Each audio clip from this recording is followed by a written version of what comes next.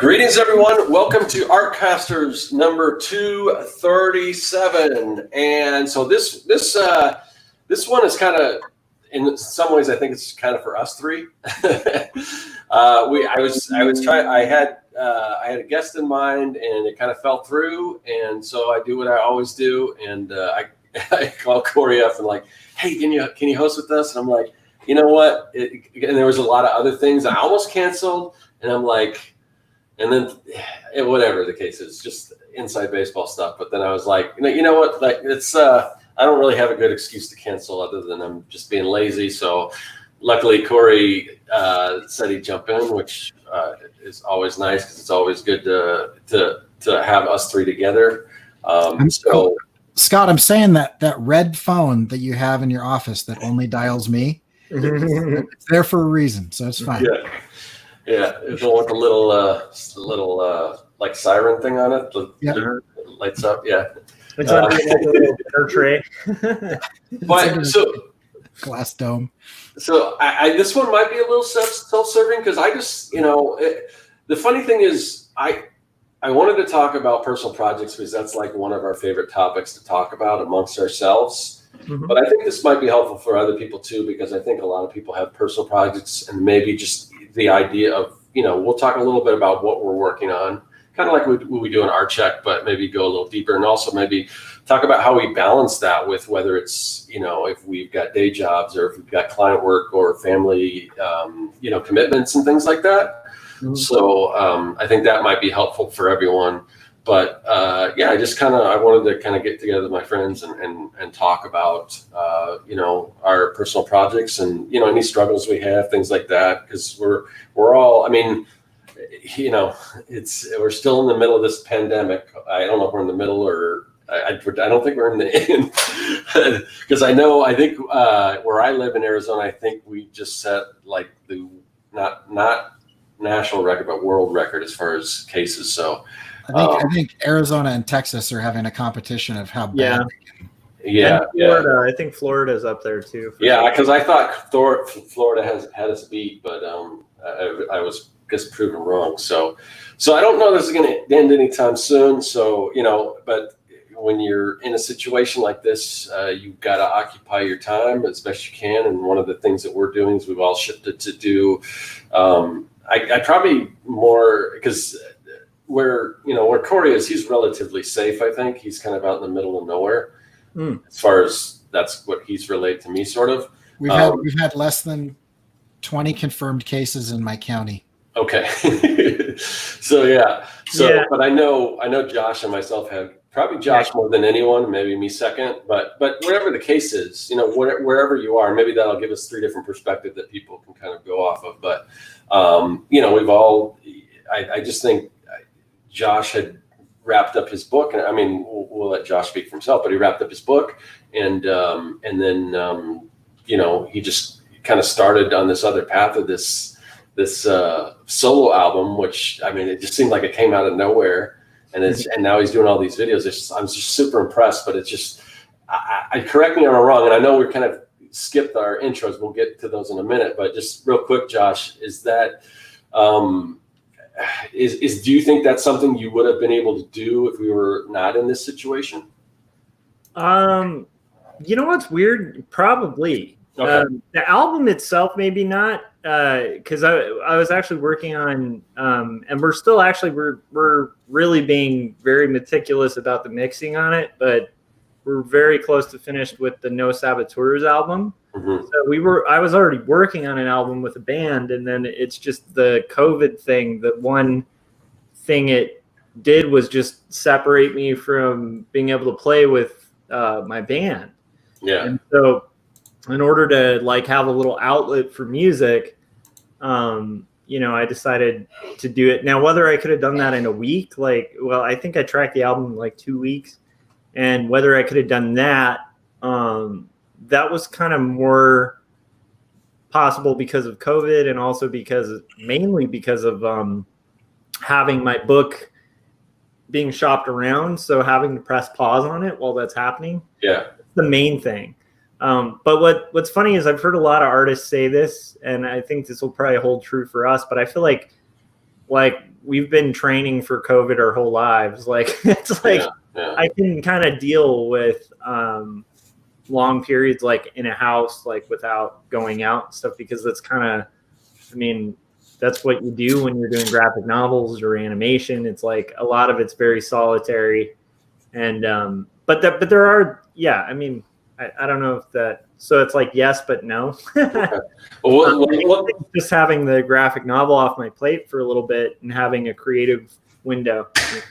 Yeah, I definitely want to come back to that, but I guess, like I said, we kind of skipped our little intros and everything, anything we got to promote. So you're on my channel, so that's, you know where to find me. I still have everything on my site is all my digital products are still 40% off. That may not be for that much longer. I may drop that because I've had that running for a while, and so if you do want that discount, I can't guarantee how long that will last. I kind of said it was going to be for the sort of while we're in this sort of pandemic state, but I don't know that that's going to end anytime soon. So, but anyway, so those are up there, and yeah, the only other thing really is just I always want to promote my YouTube channel.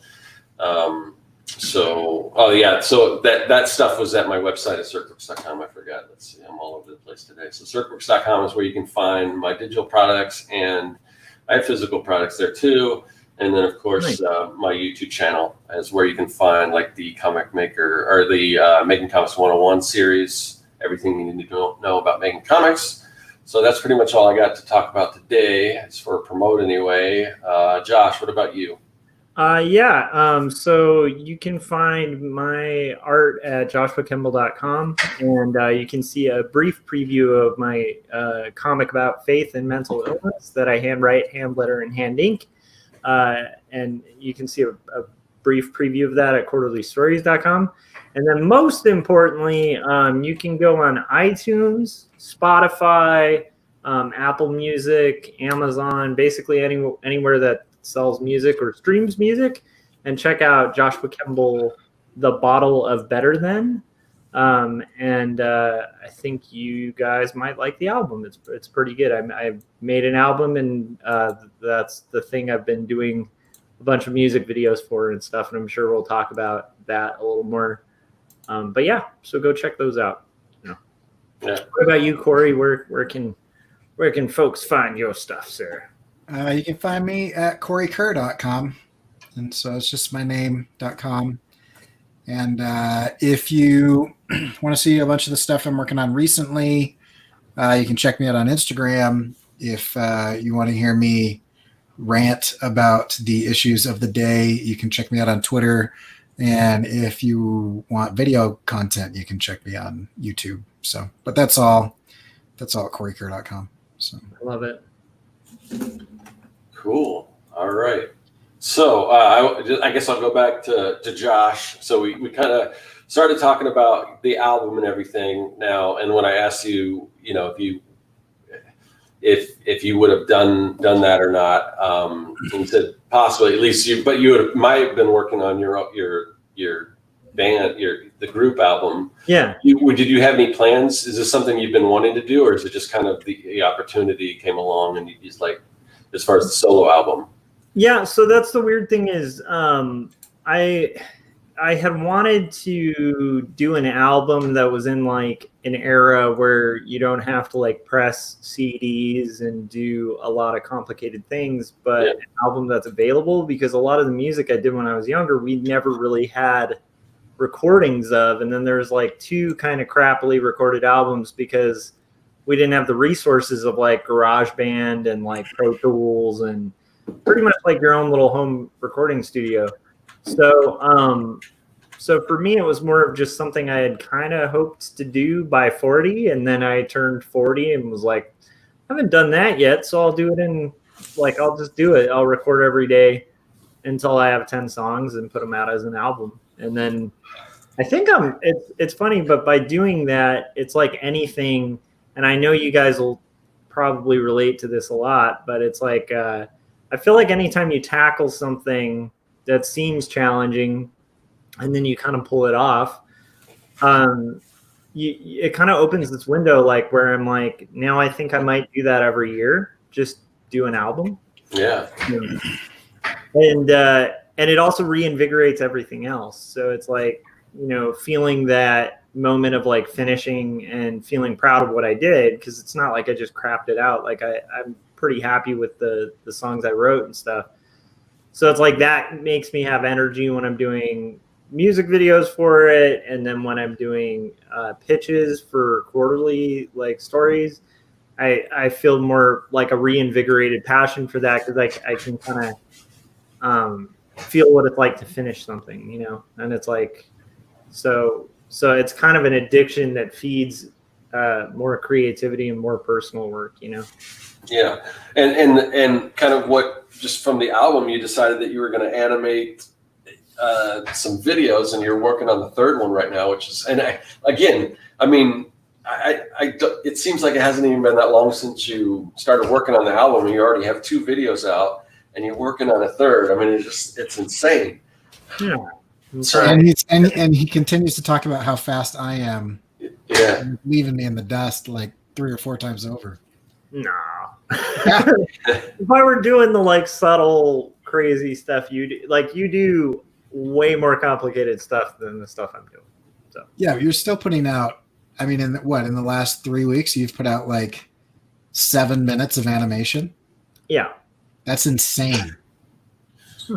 That's crazy. It took me 6 weeks to do 2.5 minutes. Oh. So anyway, but yeah, it's awesome, and you're learning it as you go, which is cool. Yeah, that's kind of the point of that too, and like I think this is an important thing for the topic we're getting into too, which is like I think one of the nice things about personal projects is they can gear towards your professional life. And so because of COVID, it's like, my work scenario may not be the most stable. And one thing that's really present in the workforce right now, and I know Corey teaches this to his students and stuff, but like knowing how to do video editing is becoming as essential as like just knowing Adobe Illustrator was like only 4 years ago. So it's kind of an essential component for most places. Most places expect their illustrators and graphic designers to be illustrators, graphic designers, and now animators and directors. Like it's a really it's a useful tool, and it ups your value in the workplace. And so like for me, that's another side to it, is like I want to try something different that I haven't done in After Effects until I've really gotten a broader view of how it works and feel comfortable editing in it. And so what better way to do that than to have like a project that you care about and that you get to kind of control, to be your own like outlet for figuring things out. And also it's fun. It's just like playing, I love it a lot.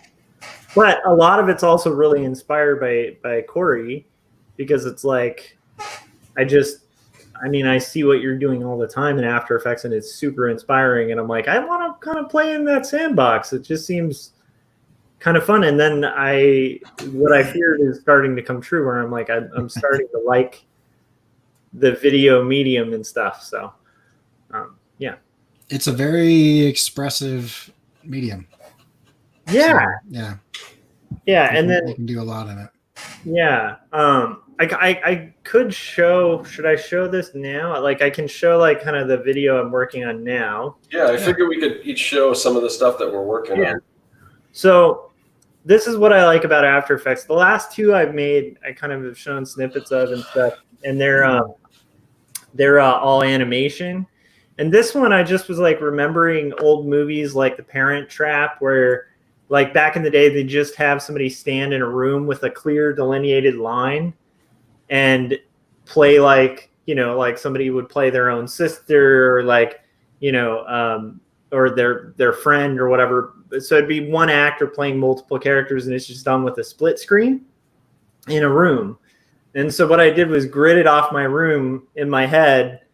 And I was like, okay, here's my mark. Here's where I can stand. I can't cross this line. As long as I don't cross this line, it'll be pretty simple to mask. Like it's just literally like a box. Like, and I was actually pretty impressed. I haven't edited it yet, so I'm gonna have it kind of flow in and the camera to kind of do some movement.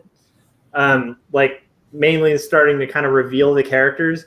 And part of why I want to do that too is so it's more mysterious, like how the effect was gotten. So people might think I actually like went in there and masked out the person. Because right now it's not super complicated to see how I do that. But anyhow, so but it is funny because it's like me in my own band, right? So it's, and then like at some point I kind of jump in on the keyboards. So anyhow, I'm excited about that, and sheerly because it's just one of those things that's great where you think in your head like maybe this could work. You kind of figure it out logically, and it works. And that's one of the fun things about After Effects is like, I wonder if I tried this, and then every once in a while you try it and it works, and that's pretty addictive. So so this one I'm going to practice a lot more of like, you know, like doing unsharp masks and overlaying filters and then playing with a little bit of camera movement, because that's something I haven't done a lot of. So yeah. So that's cool. Yeah. Awesome. So what about you, Corey? What have you been kind of working on? What are your personal projects, and what's kind of changed as far as, I know, like we mentioned, I mean, you mentioned some of the things are kind of the same, but any differences? I mean, I don't know what your teaching situation is now, and if that's, you know. Yeah, so I'm still teaching, but I am teaching from home now. So the biggest thing is that I have completely redone my studio because my body's falling apart. So I mean, as soon as I went from, getting up from my office and walking down to a classroom and then walking around and writing on the whiteboard and getting up and moving around, interacting with students and then going to meetings, and that was my day. It was still a fairly sedentary lifestyle, but like I would change locations and get up and move, right? I went to this and I sit in this chair all day at work, and then I eat dinner, and then I come back downstairs and I do my personal projects, and it completely shot my back and neck and hands and shoulders. And so that was the biggest thing. So I would say that it has been worse because I don't have time constraints that have changed really. I still have about the same time constraints because I mean, I was half a mile from campus. And so I didn't have like a commute or anything. I could come home for lunch and it wouldn't really, I could walk and it'd be 10 minutes.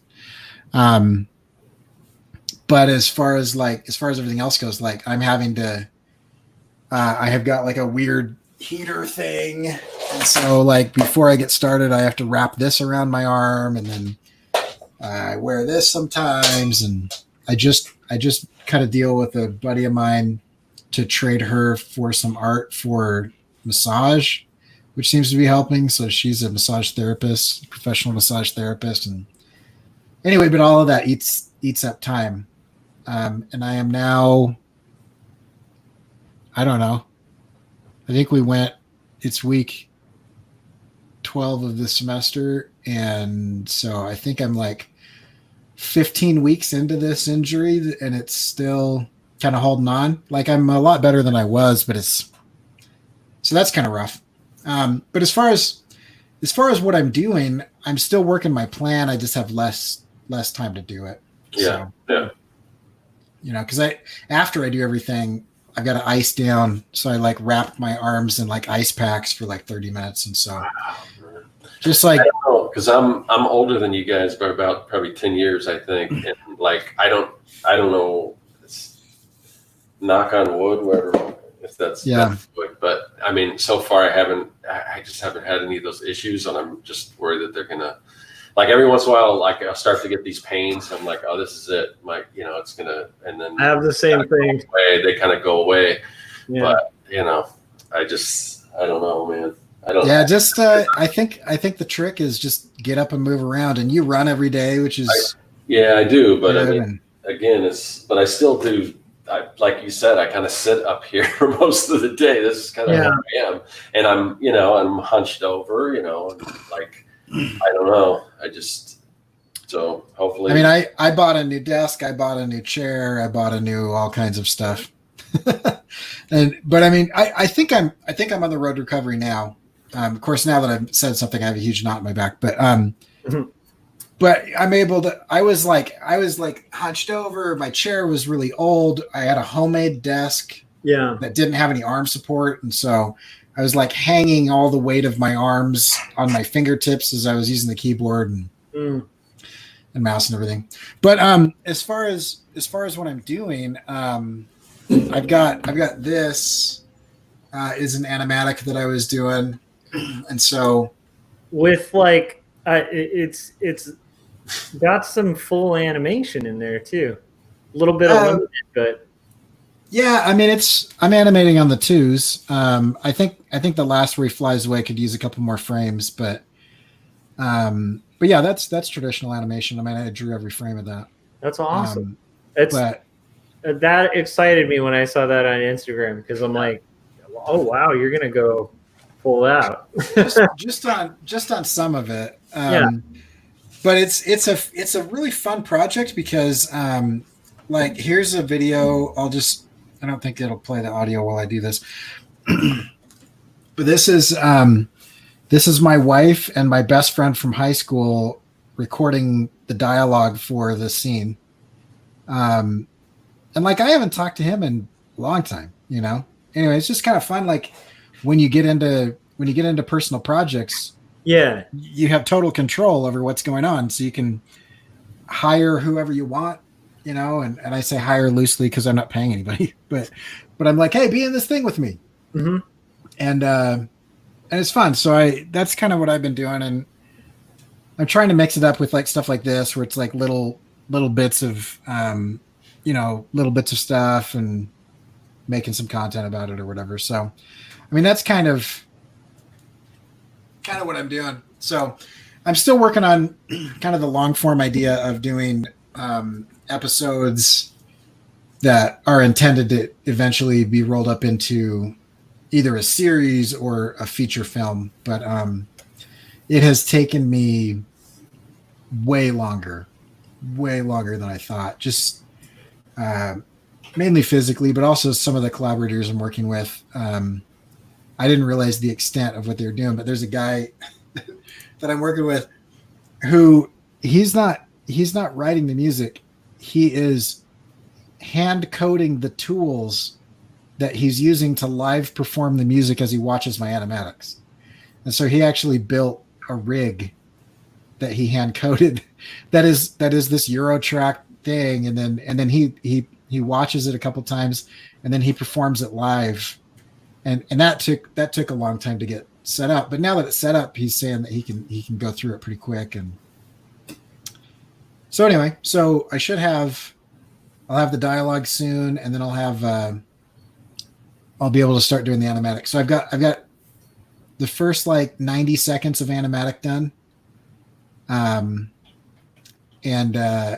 my process this time is way different. I think each time I've animated something, I change up my process.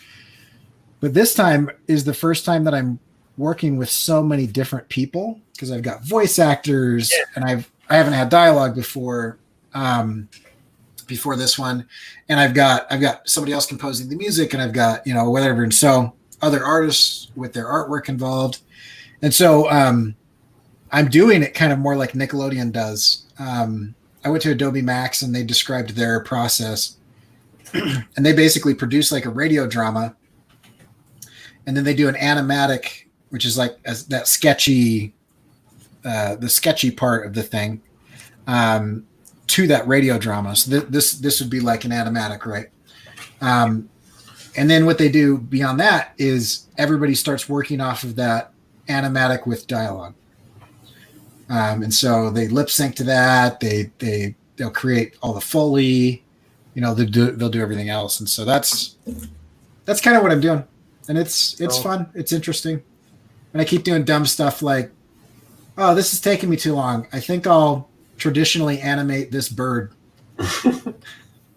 Because that 8 seconds of animation, that is a rough sketch. That took me like 90 minutes. Yeah. So, and if I had done it the way that I did everything else, I could have had it done in like 20 minutes. Like done, like completely finished animation. But this will be 90 minutes to get the sketch done. It'll be another 4 hours to get it completely animated. But it'll look good. So it will look good. I think like adding a little bit of traditional in there, just like anytime I've seen that done mixed with limited, it really enriches the limited animation and almost fools. It's like another sleight of hand to kind of make the limited look more like traditional. And they kind of blur together. I love it. I think that's great. That's exciting, man. I'm excited. It'll be fun. It's I was talking to a buddy who teaches social media, and we were talking about how the algorithm works on Instagram. And I said, with animation, I'm able to post about once a week. And he's like, yeah, that's not enough. I was like, well, that's what I've got. Yeah. Like I can't, I'm not a photographer where I can just take a picture every day. Yeah. So anyway, it's, there's upsides and downsides. I think the stuff I post is more impressive than a simple sticker or something, but it's a lot less frequent. Yeah. Yeah. And I like the way you've been doing your Instagram posts too. They're very like considered and awesome and just well designed. Even the presentation of them, it's very inspiring. So. Oh, thanks. Yeah. So weird question with your hand stuff. Yeah. Where did it start? Like, where did the pain start? Was it on this side, or was it on this side, or was it fingers? I've had I had a giant knot in my back under my shoulder blade forever because I have that really bad habit of leaning on my arm while I draw. And so that's been persistent. So technically it probably started there. Yeah. But then I felt it along the back of my hand and then in the pad of my thumb. Because before I got this stupid ergonomic mouse thing that's like vertical and weird, I had a trackpad. And so it was a lot of like thumb movement. Huh. When I wasn't using the Cintiq, when I wasn't drawing, I was using this trackpad. And so my thumb was the first thing. And if I'm being honest, a lot of it was exacerbated by like video games. Yeah. Right. Because I'd be like, I need a break. And then I wouldn't move out of my chair and I would reach over and I would grab this controller and play Rocket League for an hour and then not move out of my chair again and continue drawing. So yeah, it's tough. It's tough when all the things we love to do uses our hands. Like I was thinking about that too, where I'm like, I'll take a break from working on drawing and play guitar. Well, that's another one of those things that kills people's fingers. So it's like, right. But I also asked because in the past like 2 weeks, the bone of my like for some reason this hand, which I have no idea why, but right here. There's like, it feels like bone against bone grinding every once in a while. And it's just shoots this pain up my arm. And it's been lasting for like a week. It's one of those like, well, maybe it'll get better. And it hasn't yet. So I'm like, it's like Scott was describing where I'm like, so far my experience has been mild pains that could potentially get worse. And linger, for me, usually they linger like a week or two. I wear a brace and it's gone. But I have the body of like an 85-year-old man because I have not treated it well. So I've been in with that jumping over potholes and I used to jump railroad tracks as a teenager in my minivan, and I've been in a dozen car accidents. I've had three falls unassisted over 30 feet to like hard surfaces like granite or cobblestone. Yep. I used to rappel off of my apartment complex when my landlord wasn't around. And I did a lot of that stuff too, but I guess I stopped before you did. well, yeah. There's just, I don't know. There was 1 month. This is actually, I was telling the story. I was on Marshall Lee's channel earlier, and the reason I started getting into comics was because I was riding my bicycle to work, and I got hit by a car, which wrenched my knee really bad and gave me whiplash. And then a few weeks later, I was rear-ended at a stoplight, which gave me whiplash on top of the whiplash. And so I was in like the chiropractor's office a lot, and they had like that torture machine where they just like are hanging an iron ball and chain off your head to try to bend my neck back into shape. And I started reading like Jason Brubaker's blog and, Chris Oatley's stuff. And anyway, and I thought, hey, I bet I could learn how to draw and do a comic or whatever. But when I was telling that guy,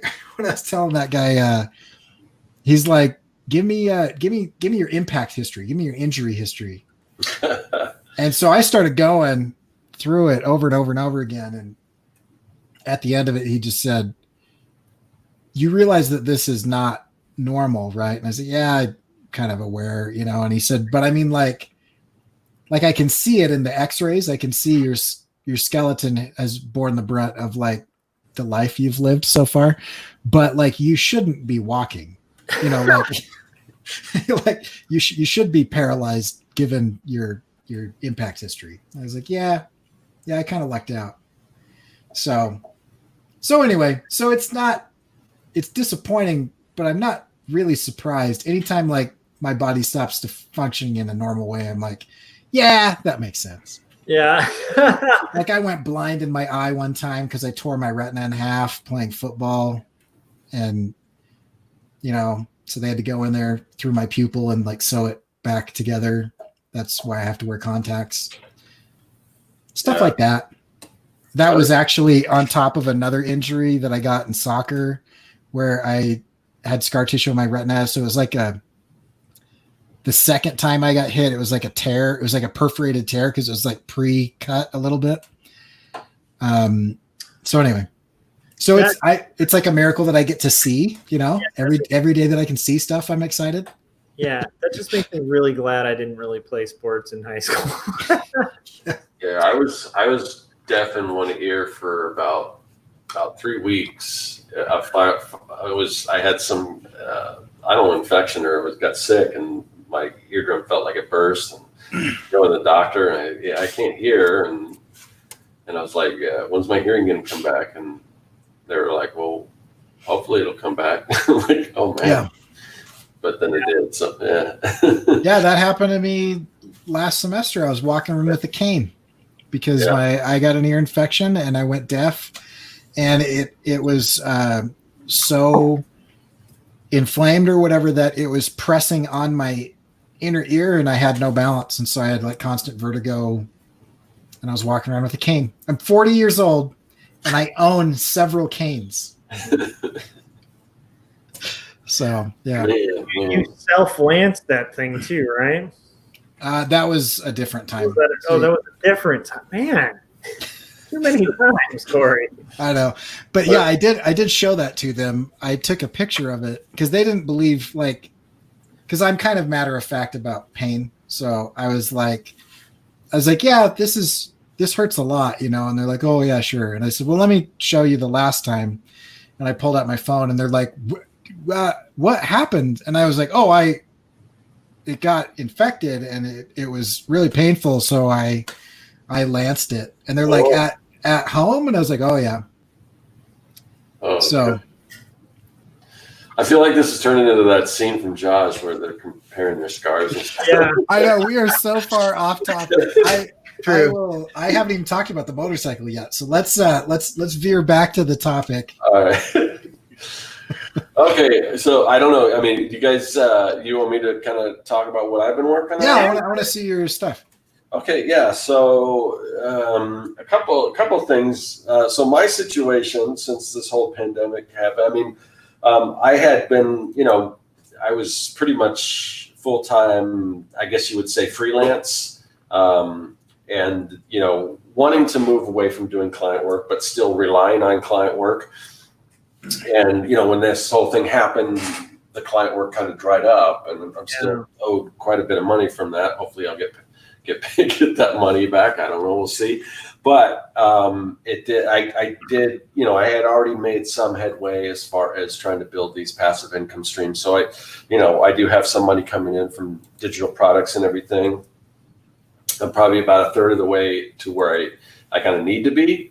But I'm able to get by and everything, and things are progressing and everything. And as long as I keep on this track, I think it's going to be where I want to be anyway. So in some ways there are some benefits, obviously some drawbacks, but like I said, one of the main sources of income is just some of the digital products that I've been putting out. And also, I started doing merch by Amazon, which are like the t-shirts and everything like that. Then that they shut that down. It's I think it's totally reopened now, but I haven't got back into that. But that's one thing that I need to do. But right now, I'm working on publishing some books, some of which you can find. There's links on my website for like my comic. You guys have seen all these. I've been, I developed a whole line of like books for like comic workbooks and things for, Japanese manga and for standard American comics. And then I have some that are kind of off-brand. Some of them I can show. Some of them I'll probably never show because they're so off-brand that they're just kind of like, they're in niches that I just probably won't bother showing. But like these ones I can show. They're not on my website, but like, and I sent Josh one of these because he has a pug. So I've got like these hipster dog books that I've done. So they're just coloring books. But if anyone's curious, this is kind of some of the stuff that I'm working on. This is the hipster French bulldog one, and so I've got that kind of stuff. I'm really impressed by the amount of those books and the fact that they're not like skimped on. Like I like that you spend the time to make them good and make them actually like each page really well considered, and the book design and everything. It's really impressive, man, what you've been able to accomplish with those. Do you think COVID like has helped with that, like allowed for more time, or do you feel like it's a burden on time? It's it's pushed me to kind of double my efforts to get further towards my goal. But like I said, because I was still relying on client work and because that's dried up, that so that's the bad part. But it has pushed me to kind of expedite this process and everything. So so that's good. I can't say. And again, anytime I talk about this stuff, I really have to make the point that there are so many people that are so much worse off than I think either the three of us. Yeah. So, and it's but hopefully, if anything, people are in a situation that's like that, this maybe can inspire them or get them motivated to take advantage of a bad situation. But anyway, so I've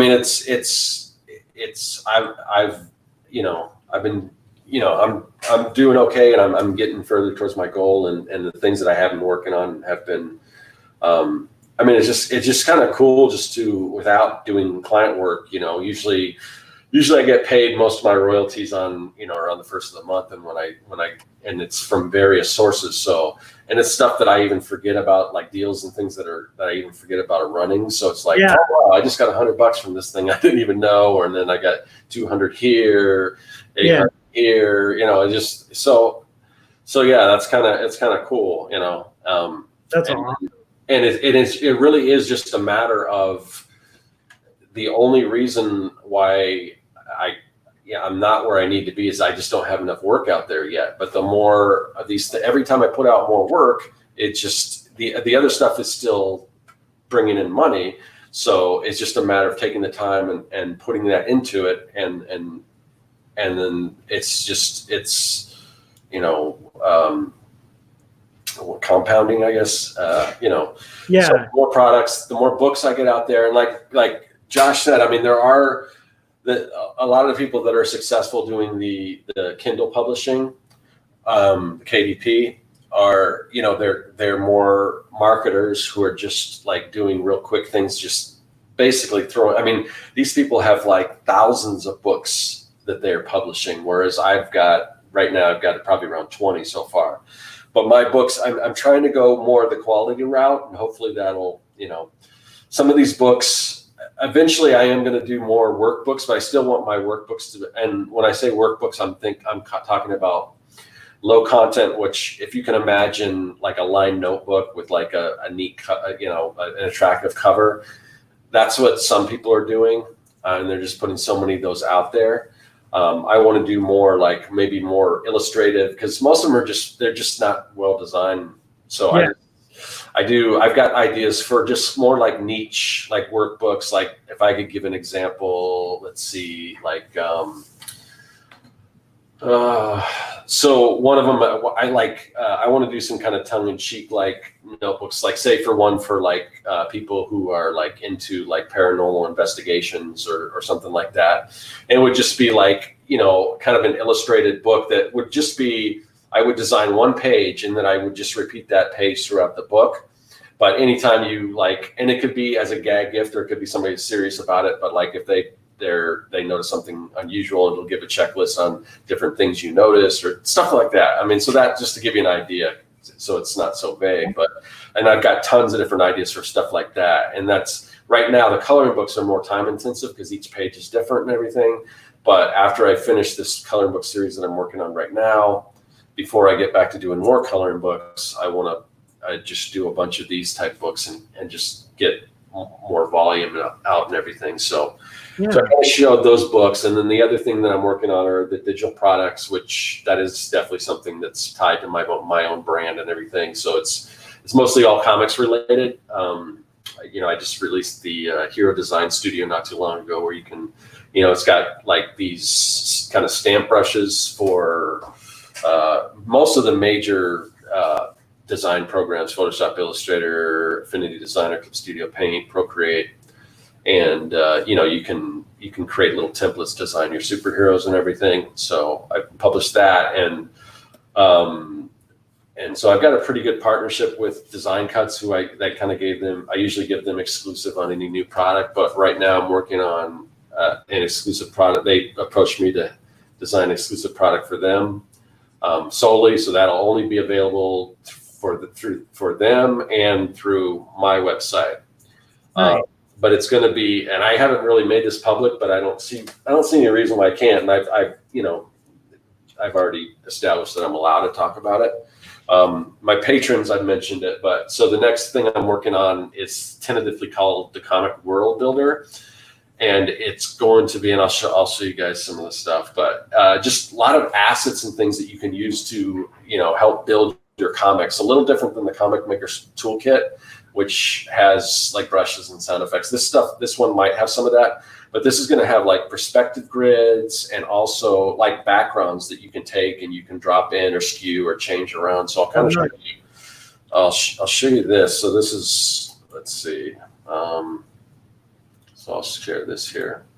So these are just basically flat backgrounds, but you can drop these into like I said, your perspective grid, and you can skew them, so put them in perspective. And then, if you need to add more 3 dimensions, because they're pretty flat, but so a lot of stuff like that. Like here's some like home interiors. So you can use this for if you're doing comic books or comic strips. And there's different layers and things like that. I've got some, I'm going to have like some space theme backgrounds that you can kind of with Kirby Crackle type thing and all that kind of stuff. So So yeah, just a lot of that stuff. There'll be more things, probably some different figures, poses that you can use, and facial expressions, and just Nice. a lot of just stuff that's going to help you design, kind of, turn around comics quicker or whatever. And like all this stuff can be broken apart. You don't have to use it the way it is. And so it's just a lot of different assets that you can use to kind of help build your comic. Also, the other thing that's really cool is like sort of like this, but I've got like buildings, like just facades of buildings. So you could do a cityscape real easy. You don't have to draw all the lines. All you basically have to do is take your flat building front, put it on your perspective grid, skew it so it's in perspective and stuff like that. So that's what this thing's going to be that I'm working on. Frank's like doing, yeah, it's not done yet, but it'll be. I don't think it's gonna come out until like October 1st, but they keep moving up the deadline because they need it beforehand. So it's getting to the point where they moved it up twice now. And it's like, okay, now it's kind of like I got to really get this thing done. But hopefully it'll be a good thing because this is one of their exclusive products, so hopefully they'll really market it and they'll continue in marketing it and everything. So we'll see. Hopefully it'll be worth it, because the downside is that this one I can't sell anywhere other than on my own website or through Design Cuts. So with a lot of these other products, I do have there's other marketplaces that I sell it on and stuff too. So we'll see, but yeah, so far all that stuff's been it's been doing all right. So it's just a matter of, keep putting more stuff out there and hopefully get like a hit, I probably put out like 3 or 4 products before I put out the Comic Maker Toolkit. And that's the one that kind of actually hit, Yeah. And that since then, that's kind of helped out with some of this other stuff. So, but as far as the books and things, if I can get like a hit book or something, some of these books can, seriously, if you get in a good niche and you start to sell, that can really, a lot of these people are really doing well. So it's, part of it's putting out a good product, part of it's luck, Yeah. It's your keywords and making sure you do all that stuff right. That's a lot of marketing, but I always, I'll probably do videos on this too, but I keep saying that I really honestly think that it's easier for an artist to kind of learn marketing than it is, because a lot of the marketers, they're just kind of hiring subpar work because they don't know if this stuff's going to sell at all. So most of like when I said, it's a numbers game. So they might throw out 100 books and maybe only one of them sells. So they're not going to invest hundreds of dollars on a book that they don't know sells. So they're paying people like $5 for a cover or something off a Fiverr. And it's just like, and because of that, it's just not that, typically not that great of work. So, yeah. But I think if artists, and again, it's not easy. There's a lot of people that are doing really well, but it's like, it's one of the things where you just got to stick with it and you got to keep putting out a good product, and you have to learn, it's not easy to learn the stuff as far as your keywords and your descriptions and all that kind of stuff. But I still think if artists really do want to have a go at this and learn how to do it, and you can learn all this stuff from the people that are doing the marketers and stuff. Yeah. And I think you'll be ahead of the game, because although, sometimes it doesn't necessarily matter how good the book is. Like if it, like I said, like when I do the workbooks, like the blank comic book pages and stuff, where's an example? That's a good example of that. Wait, the comic book or the manga? Which? Well, either one. Like, but I'm trying to find. I can't. All right. Well, this is the manga one, but this one's got like sound effects and everything on it. But I don't know if you can see that. But it's just panels and stuff. But I like if there's another one out there that has word balloons, they look really bad, like somebody that's never seen a comic before. And these are the ones that are selling tons and tons. So but they've got tons of reviews on it. So sometimes, reviews do better than actual. And some people don't know any better. They're just getting something for their kid or something. They don't, know. Yep. But anyone that does want quality stuff, I can say that my stuff's definitely better than any of the other books out there that I've seen in that niche. And there's a lot. It's super saturated. But I think if I start running ads, that's the other thing I have to learn how to do better job of, is running the ads, because I'm hoping that if somebody sees it, you can just tell by the cover design that mine looks like a better book.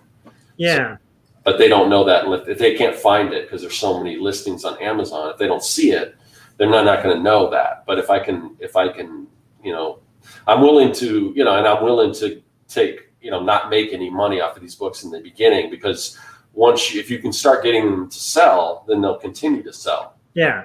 So you can.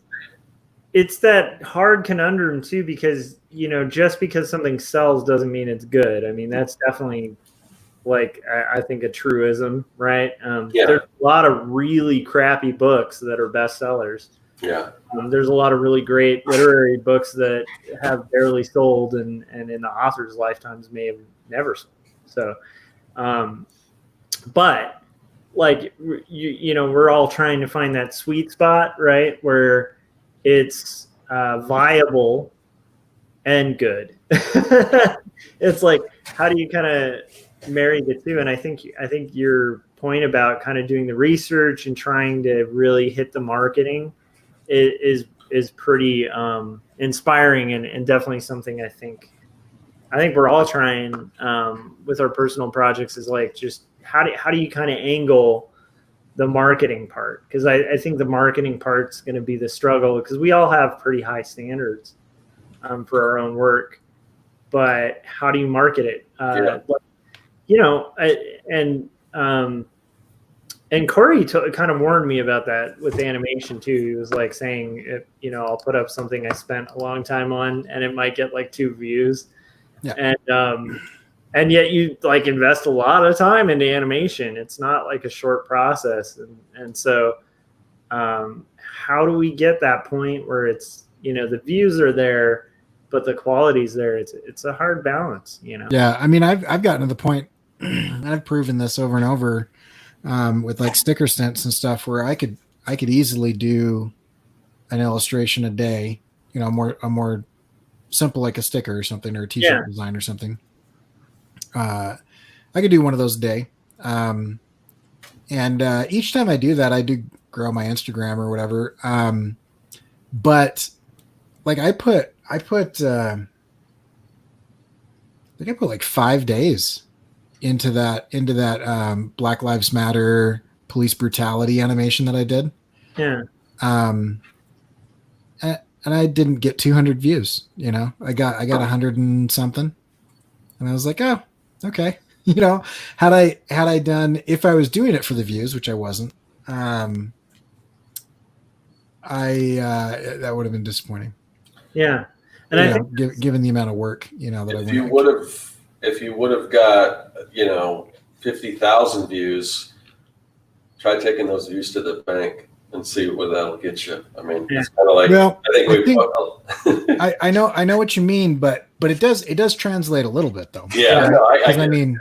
Because on Instagram, if my reach is larger, I'm not going to convert every person that sees my stuff, but I do, when I make something decent, I do gain a certain percentage of followers off of the new stuff. And every once in a while, I don't do this often, but I've been thinking about, I've got a drawer full of stickers I've designed and postcards I've designed and prints and stuff. I don't know why I'm not selling it. I just don't, I know Josh, you were going to comment, but I wanted to say something real quick in regards to that. I was listening to Comics Lab, and I don't remember the actual story, but there was this, and I'm going to throw out numbers, and I'm inferring these numbers. They aren't the actual numbers, but somebody that had hundreds of thousands of followers on Instagram. So they did this big launch, like an apparel launch, and they had to they had to sell, I think 37. I think they said 37, items from this launch, and with that amount, they couldn't do it, so they had to cancel the line because they didn't sell 37 items of clothing based on whatever this massive following was. So it doesn't. Sure. It doesn't always translate. Yeah. But think about the audience, right? So I've been in marketing for almost 2 decades. And one of the biggest things is the size of the audience is not as important as how engaged and how niche that audience is. And so somebody who follows an influencer isn't following that influencer to consume a product. Right. But somebody who follows an artist is following that artist to consume their art.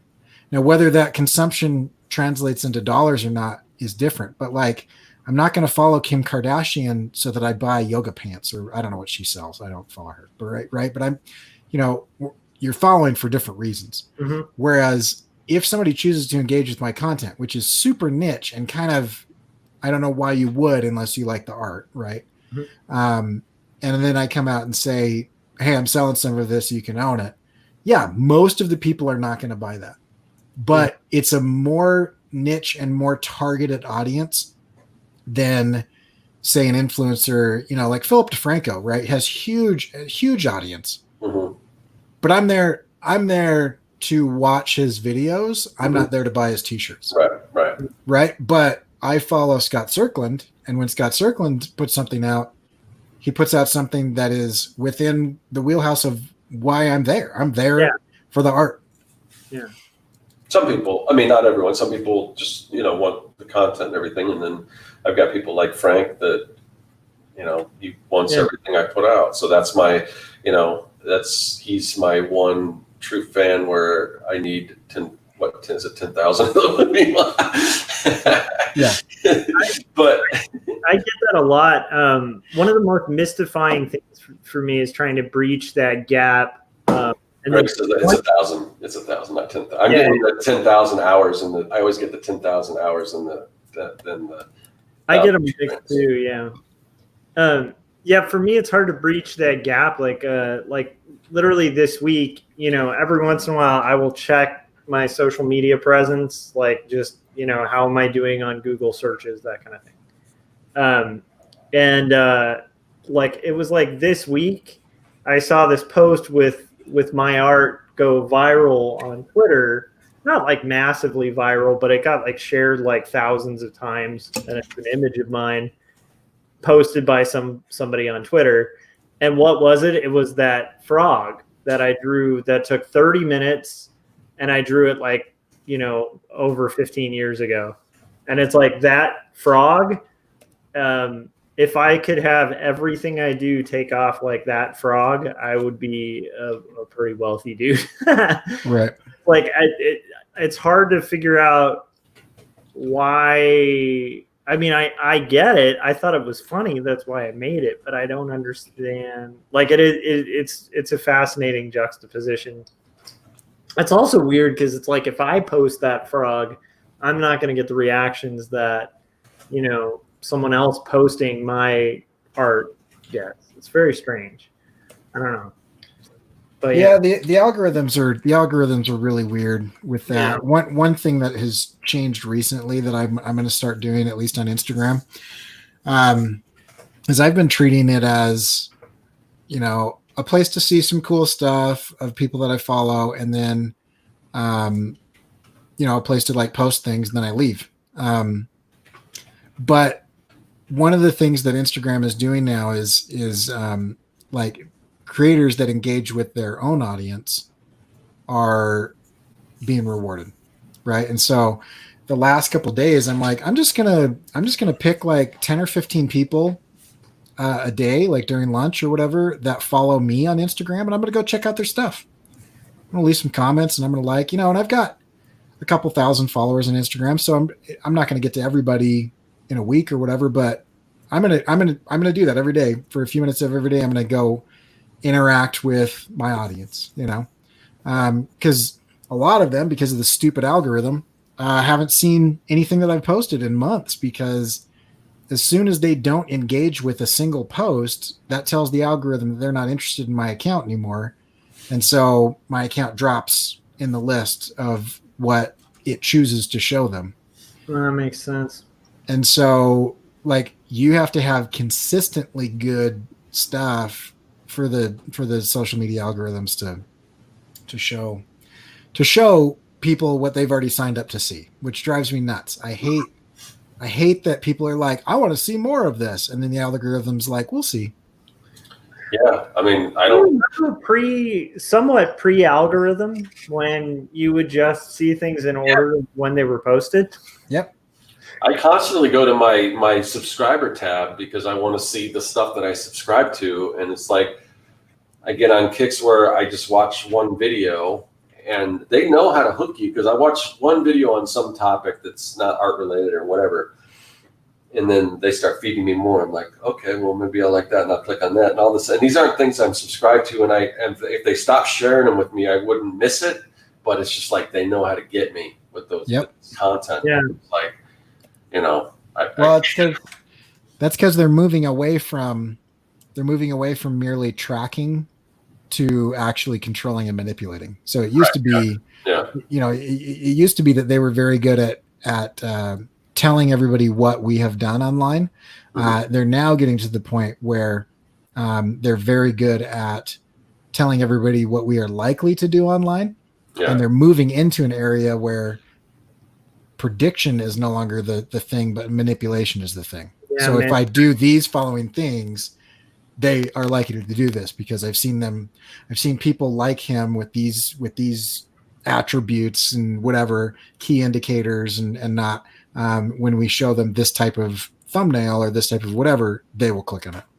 And it is scarily accurate. They actually at one point in time did a test. This is so off topic. I'm sorry. I'm the guy who's bringing this off topic tonight. But they did a test where Facebook decided to see if they could actually physically move people. And so they did a split test. The control group, they didn't do anything to them. And the test group, every time somebody mentioned the word voted, they would show that post to that person's friends in the test group. And they were and this seems good, but it's scary, right? Because people should vote. But they were actually able to, within like an 80% of accuracy or something, I can't remember exact percentage, but it was super high, predict whether they could cause someone to leave their home to go to a voting booth. Wow. And you look at like Google Maps and other things like that. Businesses right now can pay to say, hey, if somebody with these criteria are routed near me, I'll give you money. And so Google Maps, they might take you a block over or a block that way, so that you drive by something and you don't even think about it because you're just like, we assume that my GPS is going to give me the quickest route. It's not going to give me the quickest route.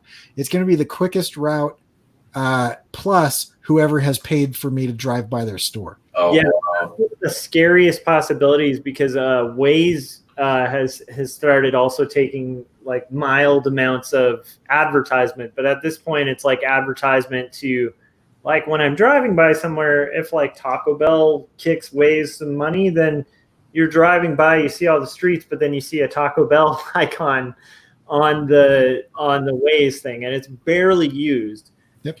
The scary thing is if they start charging for like, so I'm a restaurant, I want people to not know that street your restaurant's on exists, they could reroute traffic and just make you disappear. I mean, it is fascinating. And if people think that's not a threat, like, they got to look into what's happened in neighborhoods that are shortcut areas.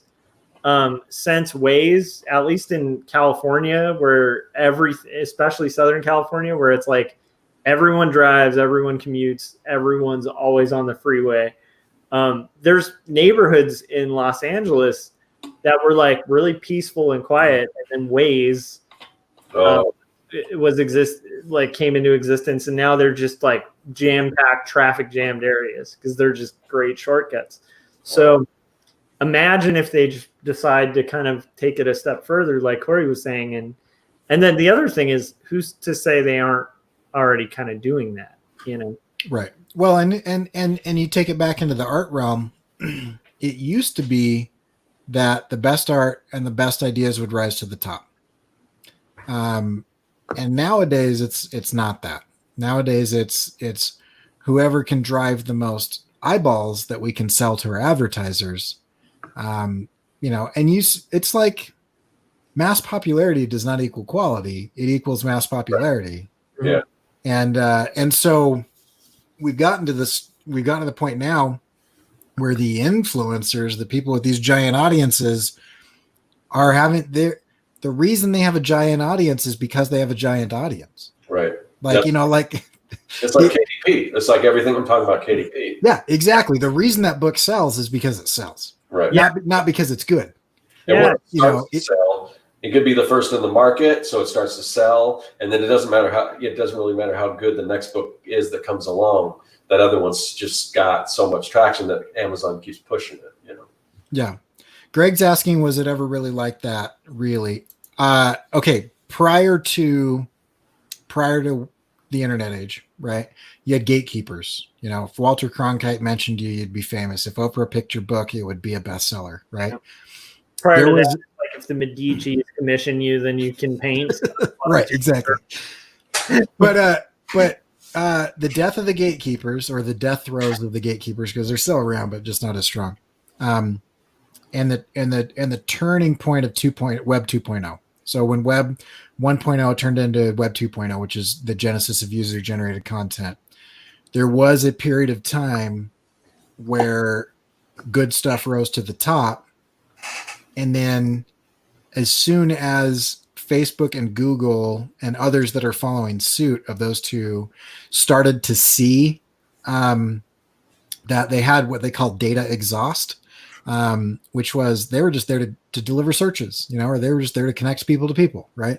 But then they realized, there's whatever. There was the tech boom was starting to burst, and all of the venture capitalists that had backed Google started pressuring Google to turn a profit before their business plan had really matured.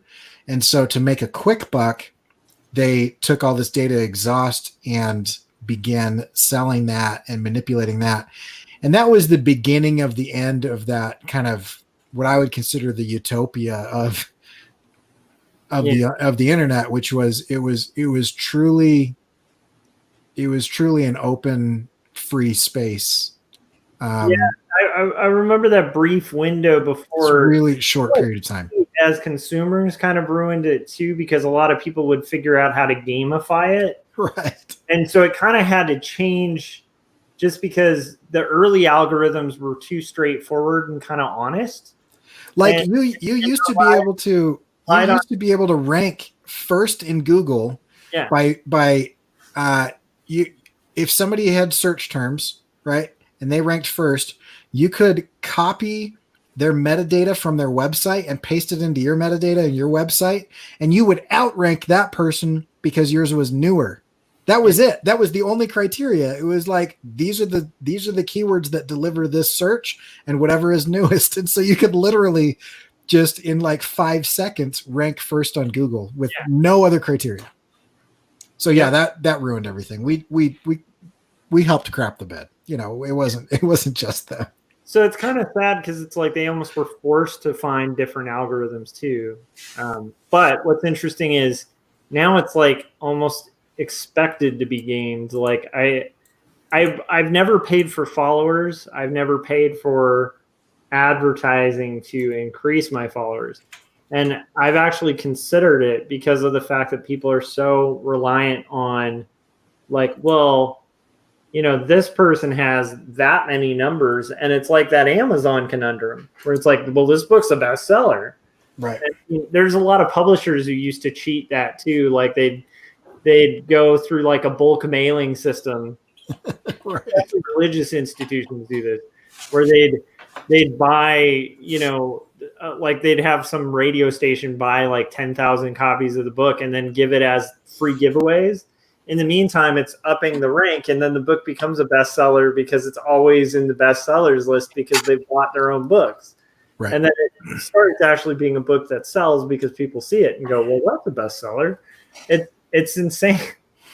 It's kind of a weird thing, but I kind of get what Greg's getting at with that too, where it's like, I do think there was a window online of that, but I think in the history of art, you're right. There is a lot more to it than just quality, Yeah. And I mean, I'd like to think that there is a way that we could get to an age where the best ideas rise to the top. But I mean, even governmental systems that are supposed to be free and open are manipulated and corrupt.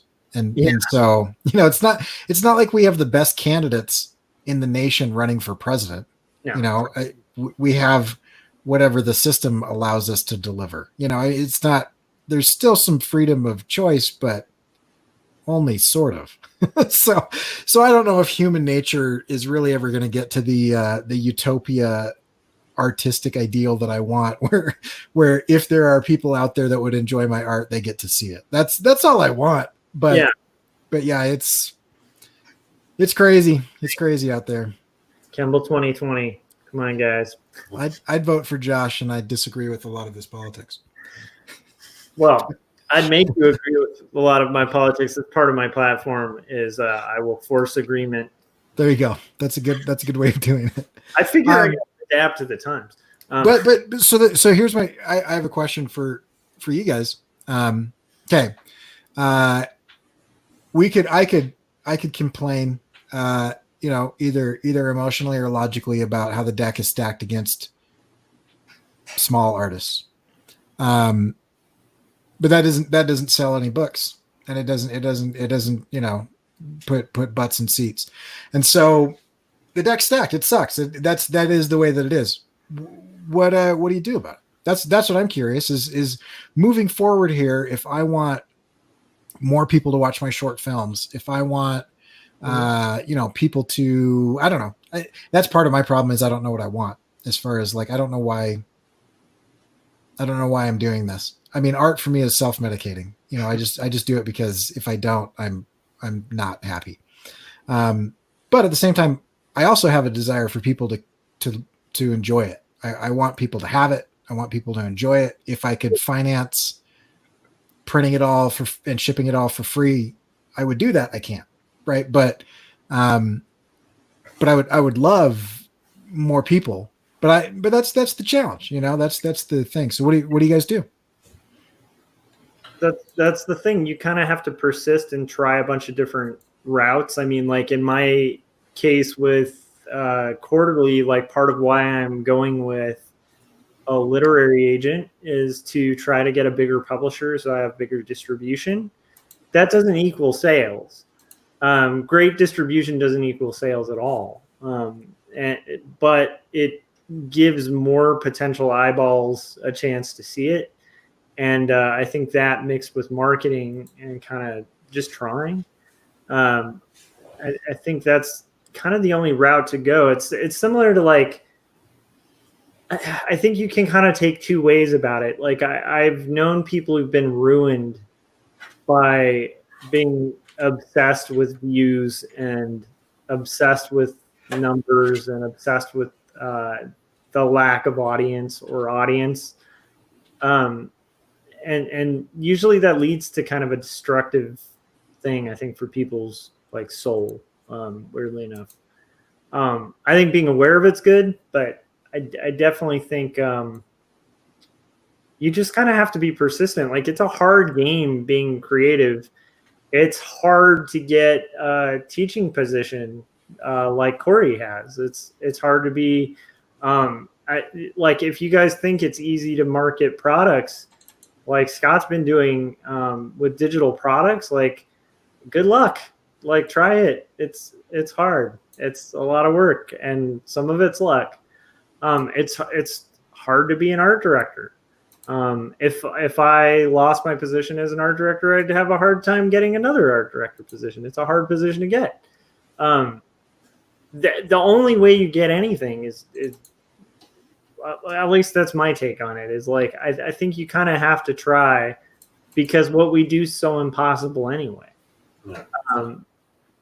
I feel like we have to try every route, and it kind of reminds me of like what I had heard early on as an illustrator that helped a lot for my mentality, which was like, if you knock on the door and the door's not opening, right? Like this is like trying to get a client.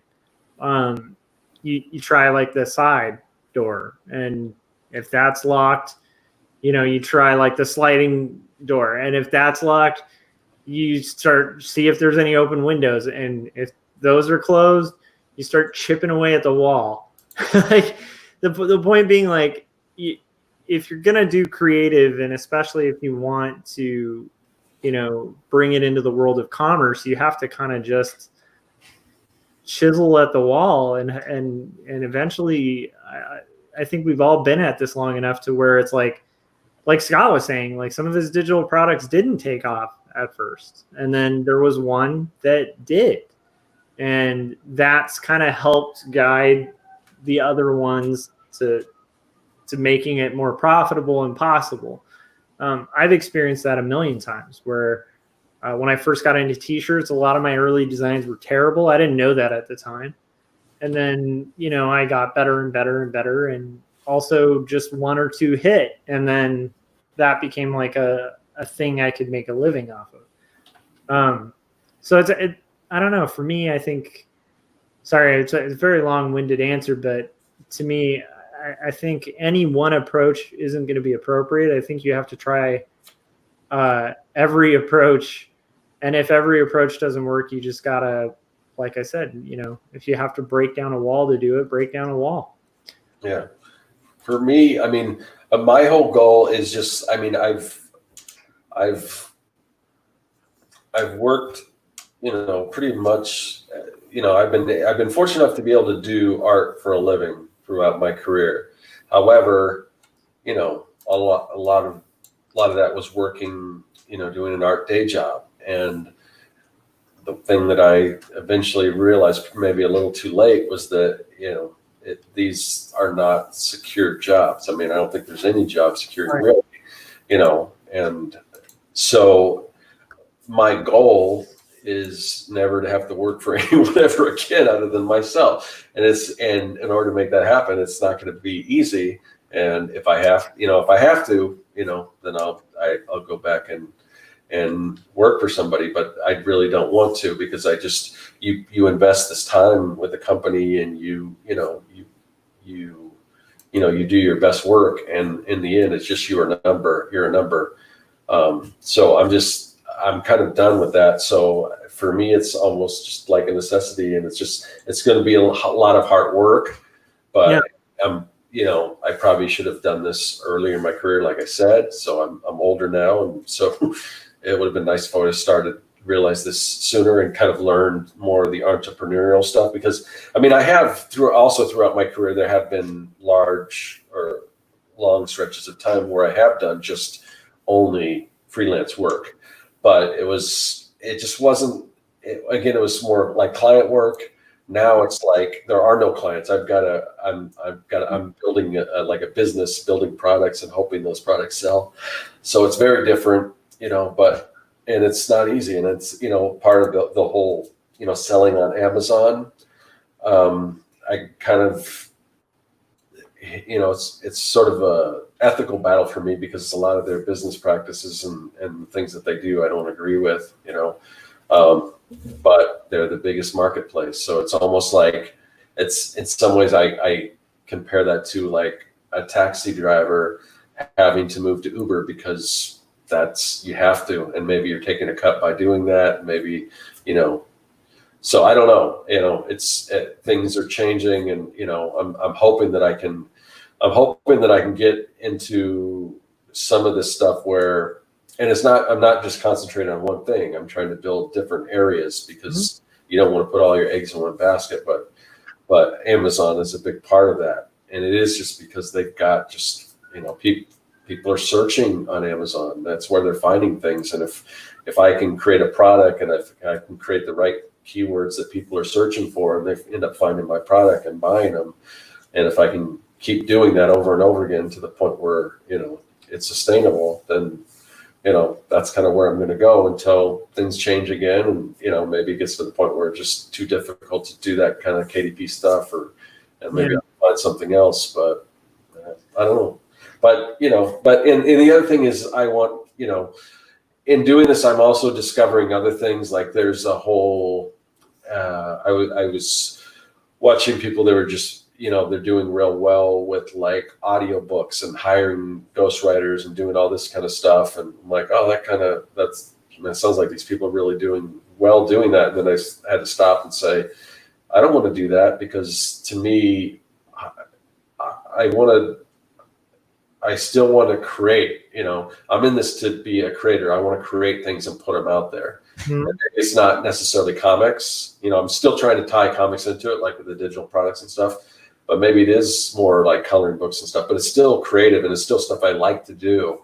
Yeah. So, but once I cross that thing where it's just, oh, this looks like a good idea to make money. Cause I just never, I hear people that, they get like a franchise, like a restaurant or whatever, and they, that's how they make their fortune or whatever. But to me, it's like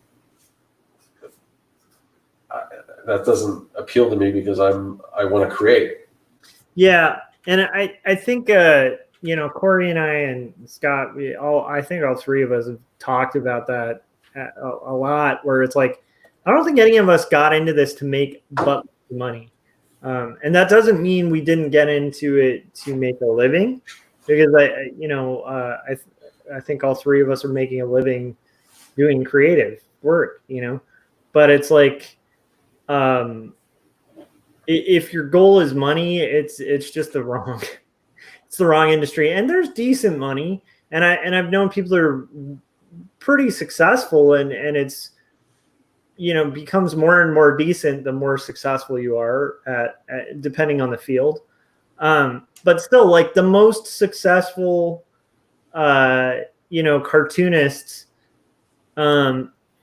compared to like the most successful doctor or the most successful lawyer or the most successful dentist, like there's certain jobs where just like if money is your goal, the humanities may not be your best bet. And the one thing that I love about the humanities, though, and that I think like I've heard of academic colleges starting to defund the humanities in the last like few years, because they're getting all like based on practicality and like what translates to work after college over what knowledge people are gaining. And I think there's a danger in that, in kind of losing track of the value of things other than money. And I think our society is so based around money. But like Scott, what you were just describing, where it's like, that's not a money call. You being like, I could make money doing this, but I'm a creator and this is the way I'd like to make money, as opposed to that route. I think that kind of call, that gets into an ethical thing, and that's great. And ethics is something that goes beyond money. So it's, I don't know. To me, I think it's really, I don't know. I'm rambling, but I guess my point is, I think it's good to have the ambition to make a living as an artist, and potentially to try to make a decent living.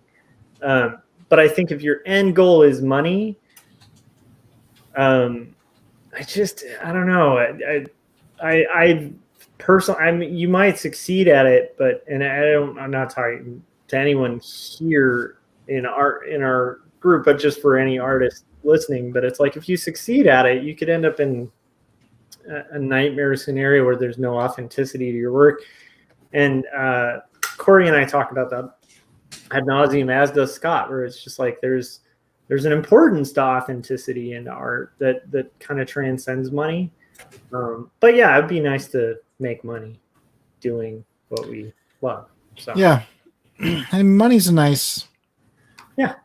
I think it's a nice result that sometimes comes and sometimes doesn't. I really like what Neil Gaiman says about that. He says, don't write for the money, write for the writing. Every time I've done it for the money, I've either gotten the money or not gotten the money, but it's been terrible. Yeah. But he says, when I've done it for the art, then I do it for the art, and it's great, and I love it. And sometimes the money comes, and sometimes it doesn't. Nope. I think that's the approach. Personally, that's the approach I've been trying to take, where it's like the stuff I do doesn't necessarily end with money, and I kind of am okay with that. Yeah, and I mean, there's kind of there's something to only doing it for the money, right? I mean, if Scott, who is doing it for money, was only doing it for money, well, you do only fan art, right? Mm-hmm. But there's more to it than that. There's a level of authenticity, because if I am looking at it the way that I'm looking at it, if the money comes, that's great. If the audience comes, that's great. But I'm making it because I want it to exist, and I feel like there are probably other people out there like me, Mm-hmm. And I turn down commercial work sometimes. I get people that come in and say, hey, I want you to, do this thing. And I'm like, yeah, I'm not super interested in that. Yeah. But also, I mean, if I wanted to make money off of animation or illustration, I'd do porn, but I'm just not interested in doing that. Yeah. But I think that's wonderful, because it's like, it's once again, you're getting into kind of a humanities thing, because you're talking about morals and ethics and your own personal integrity. And that's not to degrade anybody who draws the line anywhere else. It's just it's an individual thing that everybody needs to decide for themselves. Yeah. But I think most people have a line, and that they've drawn, and I think some people might maybe cross that line in chasing money. And I think when you do that, you end up being pretty unhappy. I've met, I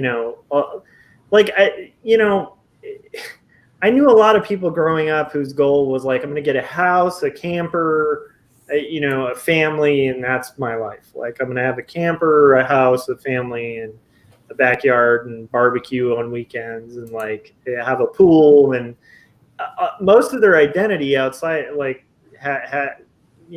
lot of people I've known, and this isn't to degrade it, but their identity kind of ends and begins in what property they own, and what kind of things they've bought, and what things they do with the things they've bought. Yeah. And I think the thing I love about, writers and artists and directors and musicians, their lives don't always follow that path. It doesn't mean you can't have the house, the camper, the, barbecues and backyard and all that lovely stuff. But it's just, I don't know if that's the end goal. And I don't think most artists end up content when they get a house and the camper and everything, if they aren't creating. Because I just think like Scott, if you stopped making money altogether on art, would you stop? I don't know if you could. I don't think any of us could stop making art. I think it's just a compulsion. It's something we're driven to do. Yeah, no. All right, guys. What do you think? Is there anything else that we didn't touch on that you want to mention real quick before we start wrapping things up?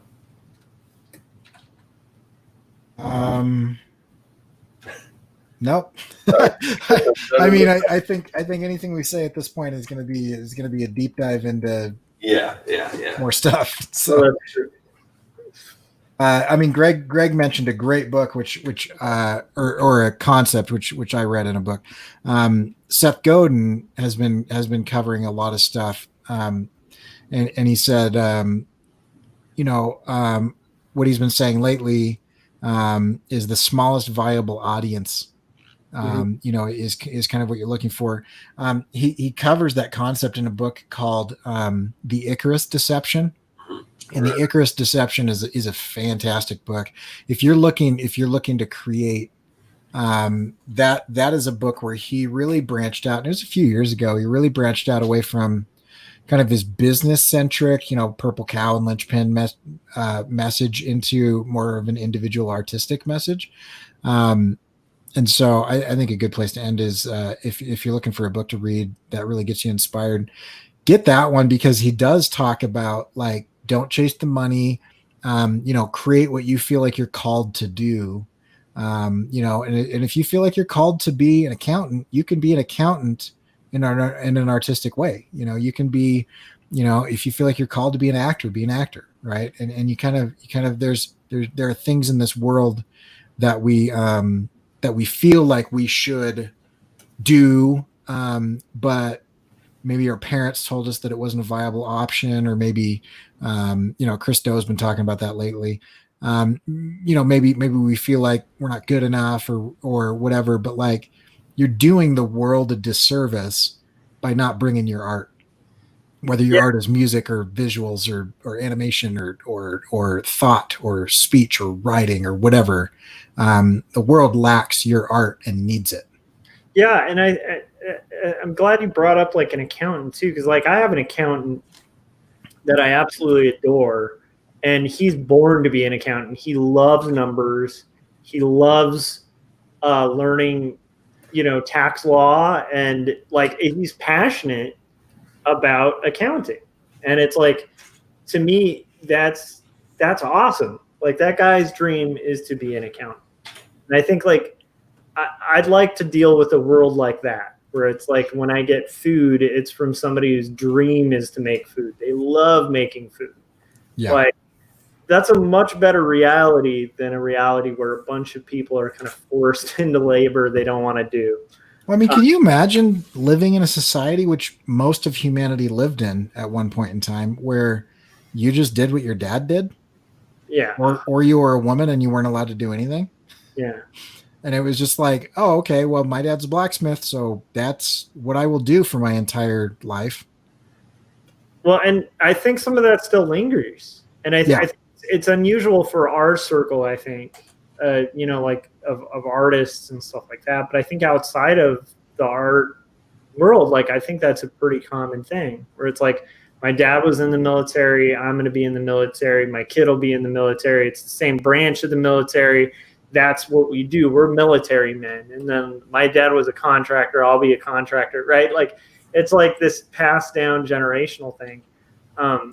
That's one of the great things about art too, is it breaks that cycle. And I think it used to break that cycle, although at a much higher cost to artists, because if people think it's hard to make it now, if you go back to like, Schongauer and Albrecht Dürer era, it's like there was kind of room for two printmakers.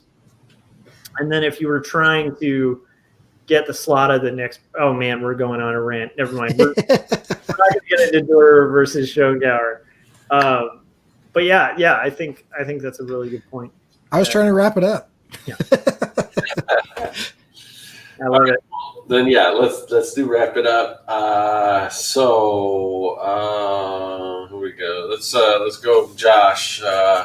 Where do you want people to go? Do we want to address a quick question from the chat? Or yeah, we can do that. Okay, so King Crow.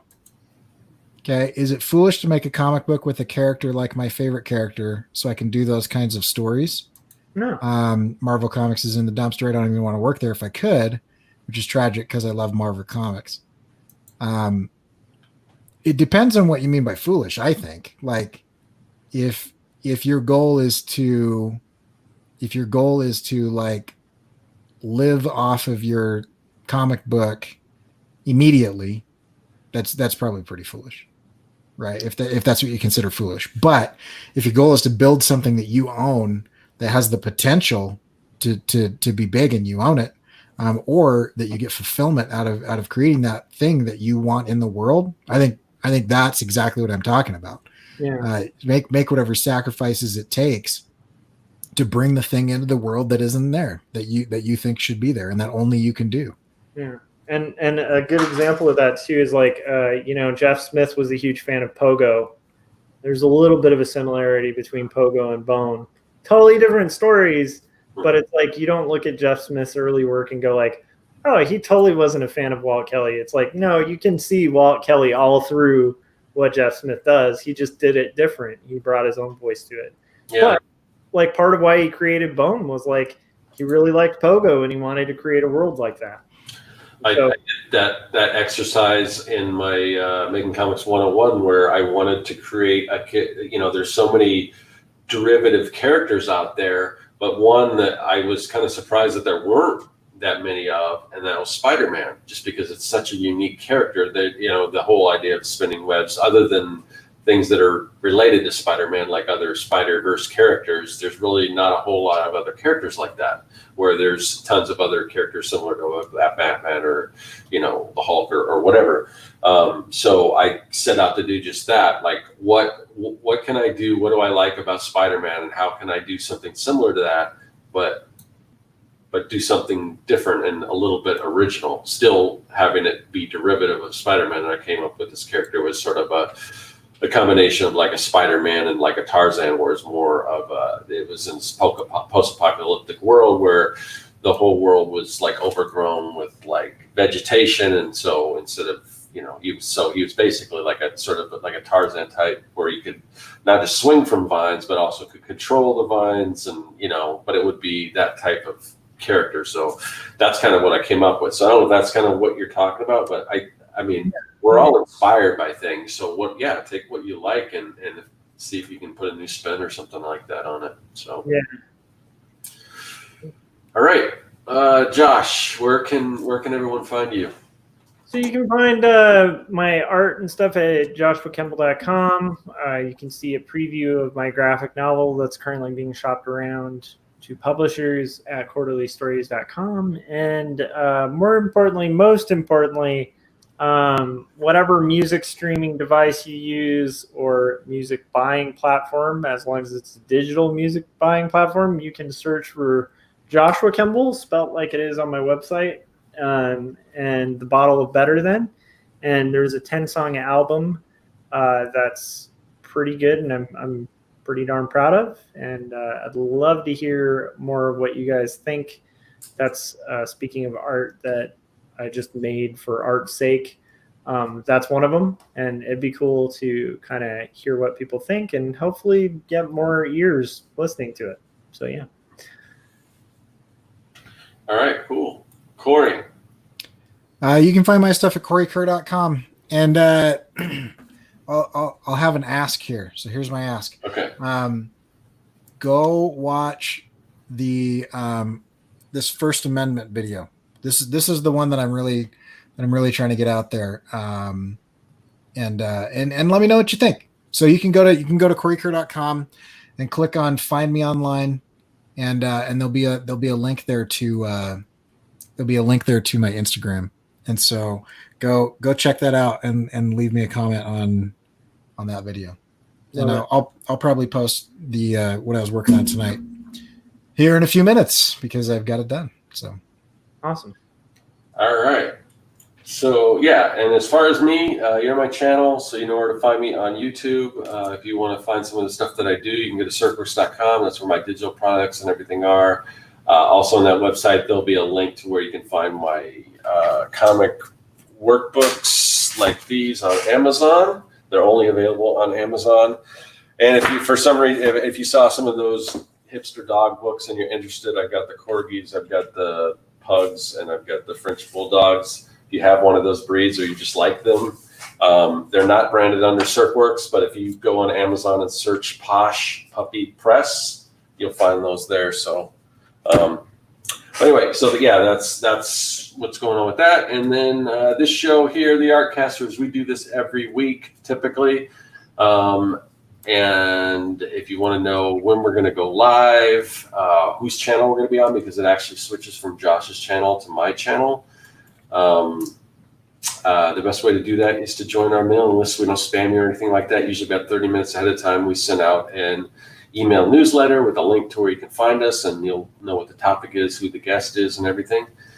So you can find that in the description of this video. Just click on that and join our mailing list, because YouTube doesn't always, we talked about that. They don't always let people know about things. even when they do subscribe and stuff. So definitely check out the mailing list, and we will be back next week. Thanks to everyone in the chat. You guys are awesome. There's a lot of good stuff in there. Wish we could have got to everything, but yeah. So, all right, guys, we'll see you next week. Bye.